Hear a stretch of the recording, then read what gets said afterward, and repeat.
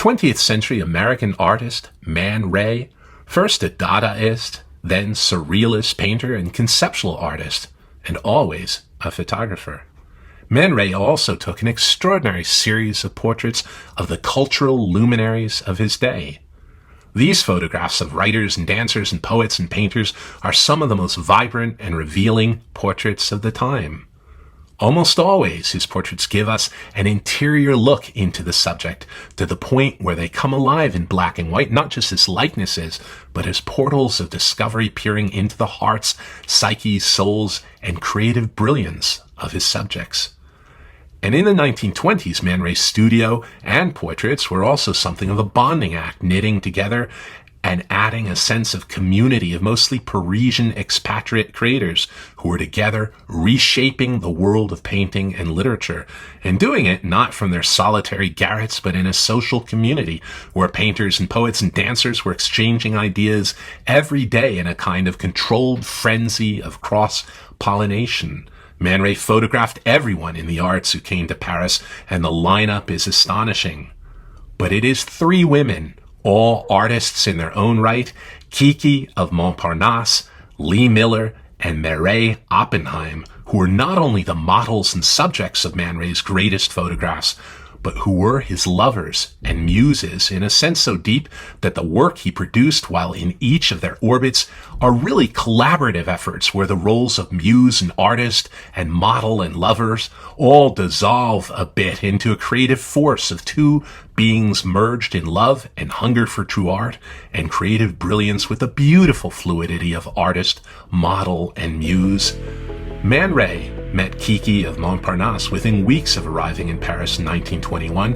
Kiki was already famous in the intensely creative Montparnasse community as a dancer and singer and model and wild, ungoverned life force and muse among the artists and writers of that often grimy hilltop wonderland.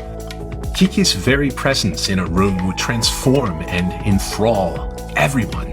And so, of course, Man Ray took her as his lover. Kiki was the it girl of Montparnasse, and blending lives with Man Ray, she became a kind of 1920s Edie Sedgwick to a Warhol, 40 years before the factory. Kiki was a chameleon, with eros spilling into everything cold and analytic in Man Ray, inspiring their own erotic universe to spill into his works. Man Ray and Kiki's merging created some of the most iconic works of photography of the 20th century. In fact, it's ironic that in spite of Kiki's lifelong challenges with poverty, their photo, Ingres' Violin, holds the record as the most expensive photograph ever, with it selling for $12 million at Christie's in 2022. And recently, a print of Black and White sold for over $3 million at auction. Photographer Miller came to Paris in 1929 specifically to study with Man Ray, and soon she was not only his apprentice, but his model and muse and lover and collaborator. And over the course of 1930, as the relation of artist and model grew increasingly complex and fluid, it became impossible to always discern quite where the influence of Man Ray ends and that of Miller begins.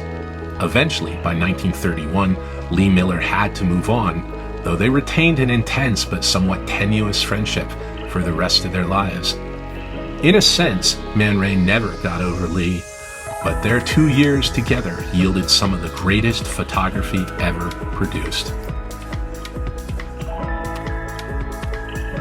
And this is the brilliant surrealist painter and photographer Méret Oppenheim, who inspired Man Ray to produce some of his best surrealist work.